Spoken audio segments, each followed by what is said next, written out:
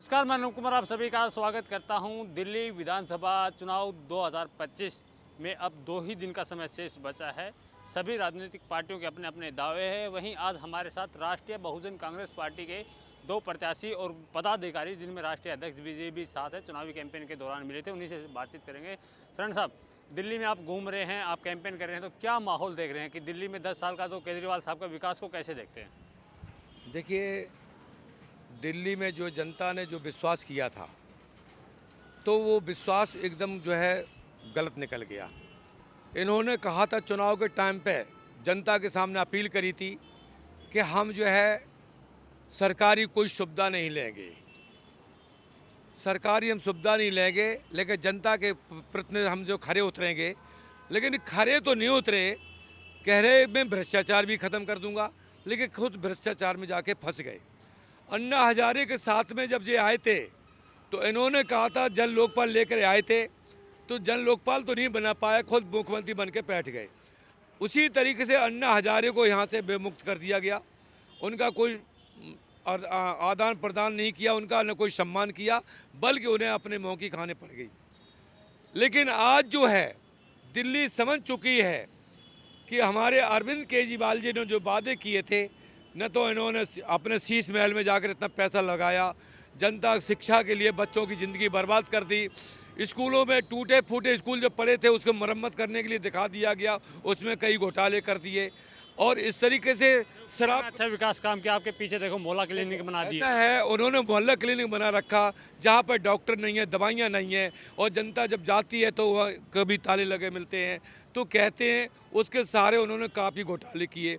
शिक्षा के लिए, बच्चों के लिए उन्होंने कहा, एक के संगे शराब घोटाला चला दिया, एक के संगे 2 फ्री चला दी, बच्चों की लाइफ ख़राब कर दी, शिक्षा बर्बाद कर दिया। साफ़ सफाई के लिए उन्होंने वादे किए थे कि प्राइवेट जितने आदमी हम उनको परमानेंट कर देंगे, उनको न परमानेंट किया।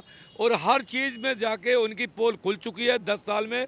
अब जो है राष्ट्रीय बहुजन कांग्रेस पार्टी ने 76 विधानसभा के उम्मीदवारों की घोषणा की थी, लेकिन आज मौजूदगी में कई लोगों के पर्चे रिजेक्ट कर दिए गए। 2 हमारे प्रत्याशी पास हो गए, जिसमें हरिराम दामा दिल्ली प्रदेश अध्यक्ष, बदरपुर 53 नंबर विधानसभा सीट से इनका चुनाव चिन्ह सेव है, जो कि 10वें नंबर पर बटन दबाने के लिए जनता से मैंने अपील की है। और तुगलकाबाद विधानसभा से हमारे खुर्शीद भाई आज मैदान में हैं, साफ स्वच्छ ईमानदार हैं। और ये जो है जनता के सामने ये संदेश मैंने दिया है कि आज तक इतना पढ़ा लिखा कोई बंदा नहीं आया जो न आएगा, लेकिन इतने ईमानदार हैं, इतने ईमानदारी वो सब जनता के सामने की तो बात तो केजरीवाल साहब भी कह रहे हैं कि भगत सिंह के वंशज हम बेईमानी कर ही नहीं सकते। उन्होंने कहा, तो एक बार हमने जनता से अपील कर तो दी है कि हमारे दोनों कैंडिडेटों को एकदम वहाँ जिता के तो भेजो, और जिताने के बाद 5 साल हमें कान पकड़ लो। अगर काम रुके हुए काम अगर हम पूरे ना करें तो हमारे कैंडिडेट से कहना है ये कैंडिडेट आपके नहीं है, ये आपके कैंडिडेट हैं। आप लेटर पैड पे जो लिखवाना चाहो, इनको तो स्टाम्प में है, ये मोहर लगाएंगे, दस्तखत करेंगे, आप जो लिखना चाहो लिखो। लेकिन दिल्ली की जनता तुगलकाबाद विधानसभा में, बदरपुर विधानसभा में बदलाव के चाहती है। उन्होंने कहा कि मैं किसी भी परिवारवाद को नहीं लेके आएंगे। इस तरीके से हमने इस तरीके से जो बदरपुर और तुगलकाबाद में राष्ट्रीय बहुजन कांग्रेस पार्टी को उम्मीदवार उतारी है, इनका चुनाव चिन्ह बाल्टी है। 5वें नंबर बटन दबा के तुगलकाबाद विधानसभा से जनता के सामने मैंने अपील कर दी है और बोल भी दिया है कि अच्छे बहुमत से विजयी बनाओगे। इसका रिजल्ट 8 फरवरी को पता चलेगा। और इसी तरीके से हमारे 10वें नंबर पे शिव का बटन है। तो इसलिए जनता से मैंने अपील कर रखी है कि हरिराम दामा को 5 फरवरी को 10 नंबर पे बटन दबा करके। आपके पास मैं एक बार फिर से आ रहा हूँ। आप माइनॉरिटी सेल के अध्यक्ष हैं और केजरीवाल साहब कह रहे हैं कि 5 साल का एक मौका और दीजिए, आप जो बचे कुछ काम है वो सारे पूरे कर देंगे, तो वो एक मौका और देने की कोशिश करेंगे? नहीं, मैं तो जनता से अपील ये करूंगा, जैसा कि उन्होंने ख़ास तौर से जो देश की जान होती है वो युवा पीढ़ी होती है, और युवा पीढ़ी को उन्होंने किस तरफ ढकेला है, नशा मुक्ति की तरफ ढकेला है। और जब घर के अंदर नशा मुक्ति शुरू हो जाती है तो पूरा घर बर्बाद हो जाता है। तो हमारे समझ से तो जो सबसे बड़ी समस्या है वो बेरोजगारी है, और बेरोजगारी को भटकने के लिए उन्होंने क्या थमा दिया, बोतल थमा दी, और इसी में लोग जो है पूरा दिन अपना गंवा देते हैं। तो कोई ऐसा दिल्ली सरकार लेके आती जो वादे पर खरे उतरती कि नौजवानों को रोजगार देती या नौजवानों के लिए कुछ ऐसा कर्मठ करती जिससे उनका घर और उनके माँ बाप उनको अच्छा कहते तो ज़्यादा बेहतर समाज होता। के लिए तो काम किया ना, मौलवी साहब को 18-18 हज़ार रुपये की सैलरी दे रहे थे, और क्या चाहिए आपको? नहीं, 18,000 की सैलरी घोषित तो उन्होंने किया है, दे कहाँ रहे हैं अभी उनको? इस आर्टिकल ऑफ मेमोरेंडम में है कि देंगे, तो ये तो सब लॉलीपॉप है जैसा कि लोग देते हैं और बाद में जीतने के बाद कह देते हैं कि तो जुमला था, ऐसा हो गया वैसा हो गया। तो ये सब होता नहीं, ज़मीनी स्तर पर ऐसा कुछ नहीं होता है। मैं तो ये कहता हूँ कि बस में महिलाओं के लिए जो टिकट फ्री किया हुआ उन्होंने, जेब उनकी ऐसी गर्म करो ना जो उनके घर में पूरा 18-20 लाख 22 लाख 20-22 हज़ार का कोई ऐसा व्यवस्था हो जाए जिससे उनके घर का बढ़िया वो चले, वो भटके ना, तो ये ज़्यादा बढ़िया व्यवस्था होगी। आपको राष्ट्रीय बहुजन कांग्रेस पार्टी में आने की क्या जरूरत पड़ी? तो क्योंकि अब की बार दिल्ली चुनाव में आपके में समाज के मसीहा कहे जाने वाले असरुद्दीन ओवैसी भी मैदान में हैं, तो कहीं ना कहीं आपको तो ओवैसी साहब के साथ जाना चाहिए था। देखिए, वो अपना अपना नज़रिया है। राष्ट्रीय बहुजन कांग्रेस पार्टी गरीबों की पार्टी है, वो हमेशा गरीबों के हित में सोचती है। जैसा कि हमारे इसी उद्देश्य के साथ हमने अपने 2 प्रत्याशी को उतारा है। प्रत्याशी तो बहुत सारे उतरते इस क्या नाम है चुनाव के अंदर, लेकिन हमारे साथ छेड़छाड़ बहुत हुई। कुछ कानूनी कह लीजिए, कुछ जोर ज़बरदस्ती कह लीजिए, लेकिन आने वाले विधानसभा में पूरा हम लोग कमर कस चुके हैं और 70 के 70 विधानसभा पर अपने गरीब प्रत्याशी, ईमानदार प्रत्याशी और जुझारू प्रत्याशी और जो ज़मीन स्तर से जुड़े हुए लोग हैं उनके साथ मिलकर हम कंधा से कंधा मिला के काम करेंगे और देश में। ईमानदार प्रत्याशी तो मतलब केजरीवाल साहब को ईमानदार नहीं मानते आप लोग? नहीं, देखिए, ईमानदार वो जुमले का ईमानदार उनको कहा जाए तो ज़्यादा बेहतर है। बाकी जो अगर उनके अंदर ईमानदारी होती और सब कुछ होता तो मुख्यमंत्री पद पर होते हुए आप बताइए, इतना तो होना चाहिए कि जेल की हवा नहीं खानी चाहिए थी।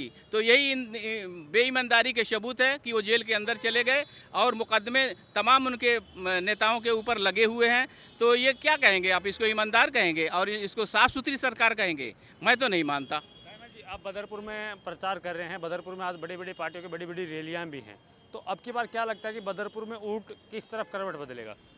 देखिए, करवट इसलिए बदलेगा कि क्षेत्र जनता जान गई है इनको, और क्षेत्र अच्छी तरह बेखूबी से जान गई है कि ये लोग नोट लगा के राजनीति करते हैं और गरीबों को जो है ये लूटते हैं।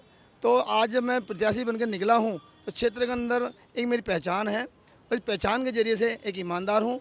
और मैं अपने बदरपुर विधानसभा 53 की जनता से मैं हाथ जोड़ के प्रार्थना करता हूँ कि ये मौका खो मत देना, ये मौका बार बार नहीं आएगा और ना ही ऐसे आपको प्रवक्ता मिलेगा और ये सज्जन इंसान नहीं मिलेगा। तो मैं यही कहना चाहूँगा कि इन पार्टियों से बच के रहना, इस लालच से बच के रहना। एक ईमानदार आपके पास आ रहा है। राजनीति कहते हैं ना, राजनीति एक शब्द नहीं बोलना चाहिए कि कुत्ती चीज़ है। आप पहले आम आदमी पार्टी में भी रहे हैं, RWD के अध्यक्ष भी रहे हैं, वहीं दूसरी ओर जो आपके खिलाफ जो कैंडिडेट लड़ रहे हैं राम सिंह नेताजी आम आदमी पार्टी से, वो आम आदमी पार्टी को भर भर के गालियाँ देते थे और आज उसी आम आदमी पार्टी के साथ खड़े हैं। तो ये बदलाव राजनीति में अच्छा है, एक जगह स्टैंड क्यों नहीं ले पाती राजनीति? अब देखो, ये तो आपने सवाल अच्छा किया है। हम तीनों ही चेहरे आम आदमी पार्टी के हैं। ये पब्लिक जान गई है कि तीनों चेहरे आम आदमी पार्टी के हैं और हरी राम दायमा एक ईमानदार आदमी है। इनके बीच में अगर आया है तो हरी राम और दायमा इनके बीच में इसलिए आया है कि ये जितनी पार्टियां हैं ये सब पार्टियां भ्रष्ट हैं। इन्हें बदबू क्षेत्र के अंदर विकास कुछ किया नहीं है और विकास अब चाहती है पब्लिक कि ऐसा आदमी बीच में आया है, एक नया चेहरा, नई पार्टी और नया विकास, और ये हम विकास ला के दिखाएंगे। राम सिंह नेताजी की मैं एक वीडियो देख रहा था जिसमें बहुत भद्दे भद्दे शब्द यूज कर रहे थे अरविंद केजरीवाल के लिए, उनके नेताओं के लिए कि ये तो जेल के CM बनेंगे, तिहाड़ के CM बनेंगे। आज उनके लिए प्रसार कर रहे हैं, तो ये मन कहाँ तक इतना विचलित हो जाता है? क्यों इतना मन वो? देखो, आपने सवाल अच्छा किया है कि जब कोई राजनीति में आता है तो उसे वही लालच लगता है। कहते हैं शेर के आगे खून। शेर में कहते हैं शेर जब किसी को दबोचता है तो उससे खून चाहिए, तो इनको खून लग गया है इनके मुंह के अंदर। अब ये पार्टियां चेंज करते रहते हैं।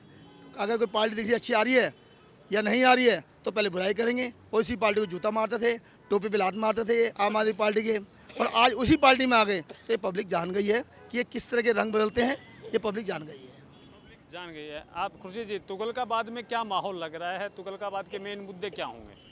तुगलकाबाद में बहुत ही अप्रत्याशित माहौल है और सभी लोग बदलाव चाहते हैं। पीछे जो विधायक थे उन्होंने कोई काम ऐसा नहीं किया जिससे तुगलकाबाद क्षेत्र की जनता संतुष्ट हो। वो बहुत ही परेशान है हर जगह उनको परेशानियां झेलनी पड़ रही हैं। सीवर, नाली, सड़कें, ट्रैफिक जाम और ये सभी तमाम तरह की जो दिक्कतें हैं, जो मूलभूत सुविधाएं हैं, वो भी नहीं मिल पा रही हैं। डिस्पेंसरी का अभाव है। तुगलकाबाद की जनता बदलाव मांग रही है या फिर से रिपीट करेगी उन्हीं चेहरों को जो 30 साल से झेलती आ रही है? तुगलकाबाद की जनता के बीच हम लोग गए हैं। वो डॉक्टर SR शरण साहब के नेतृत्व में बदलाव चाहती है और चाहती है कि कोई अच्छा, ईमानदार, स्वच्छ छवि का और योग्य कैलिबर वाला व्यक्ति, कैंडिडेट हमारे पास अब आया है। हमें कोई ऑप्शन नहीं था पहले, तो इस बार आप देखना बहुत अच्छे रिजल्ट हमारे पक्ष में आएंगे और एक अचंभित करने वाला रिजल्ट 5 तारीख का वोट बाल्टी पे दबाकर लोग 8 तारीख को बहुत अच्छा रिजल्ट हमें जिताकर आपके सामने पेश करेगी। दिल्ली का माहौल क्या है? क्या लगता है कि दिल्ली में अब की बार क्या होने वाला है? राष्ट्रीय बहुजन कांग्रेस पार्टी का मैं JJ सेल अध्यक्ष, दिल्ली अध्यक्ष हूँ और आप सब मीडिया कर्मियों को हाथ जोड़ के मेरे प्रणाम है, नमस्कार है।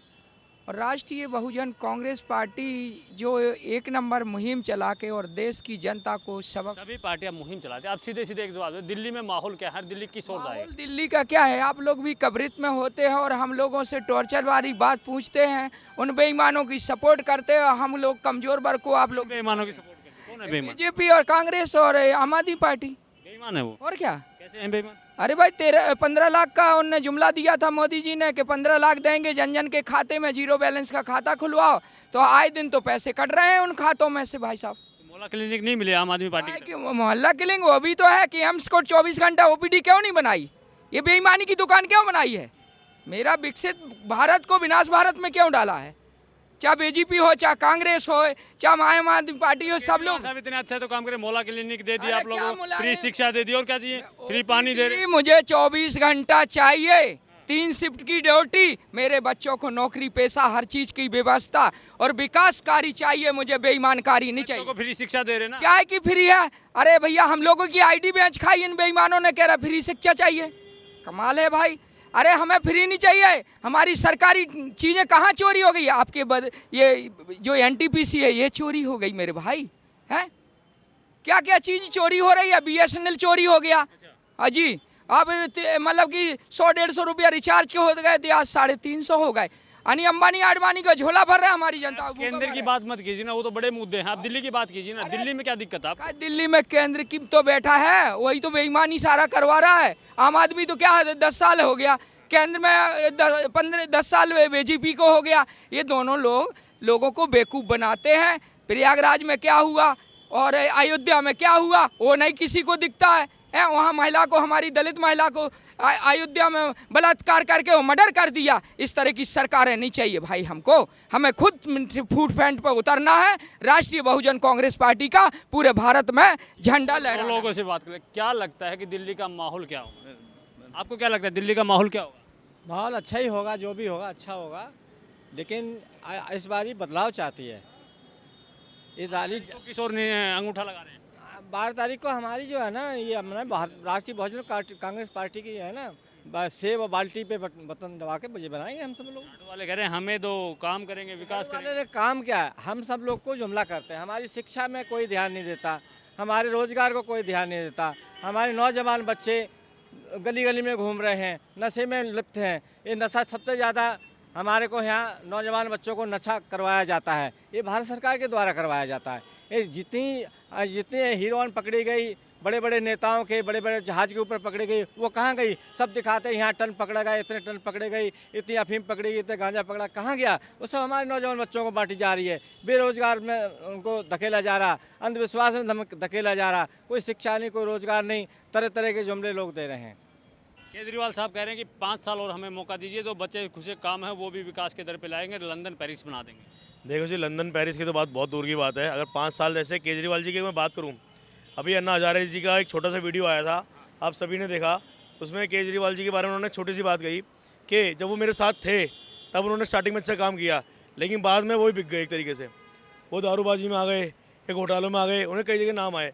अब एक बात लगाइए आप आइडिया कि जो चीज़ अब आगे जो चेंज होती जा रही है वो आगे कितनी और चेंज होगी या सही होगी, इससे आप लोग आइडिया लगा सकते हैं। आगे होने वाला टाइम भ्रष्टाचार बढ़ेगा या उस चीज़ में कम होगा? वो कह रहे हैं कि 10 साल के राजनीति 1 साल तो मुझे जेल में रख दिया, जिसके कारण उससे पहले लॉकडाउन लग गया, मैं काम नहीं कर पाया, आप 5 साल और दीजिए, उसमें काम करेंगे। देखिए मैं एक बात कहता हूँ, अगर मैं सीएम हूँ तो सीएम के पास पावर काफ़ी होती है, ठीक है, उसे कार्यकर्ता काफ़ी होते हैं, उसकी पॉलिसी बहुत होती है।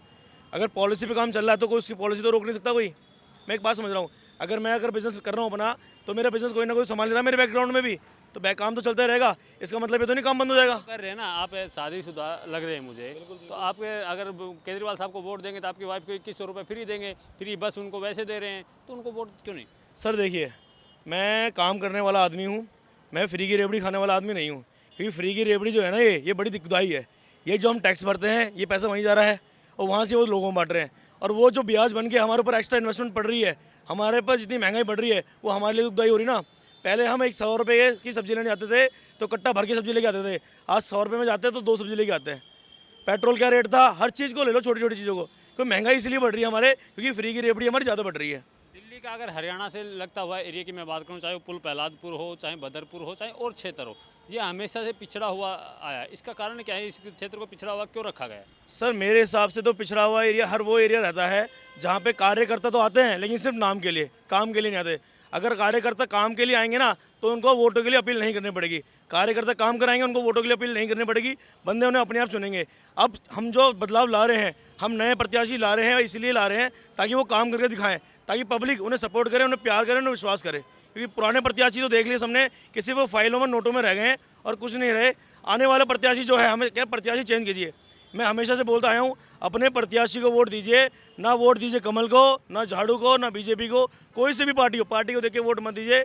हमेशा अपने प्रत्याशी को देख के वोट दीजिए, क्योंकि प्रत्याशी ही आपका स्वरूप है, प्रत्याशी ही आपका काम करेगा, प्रत्याशी ही आपकी तकलीफ देखेगा। इस क्षेत्र की अगर बात करूँ तो पार्टियाँ बदली लेकिन चेहरे नहीं बदले, इसका क्या कारण रहा है सर? सर देखिए, एक कहते हैं ना गुंडा राज कह लो, बाहुबली राज कह लो, जो आप कहते हो आप लोग सबके सब, ठीक है ना, वही चीज़ चलती आ रही है।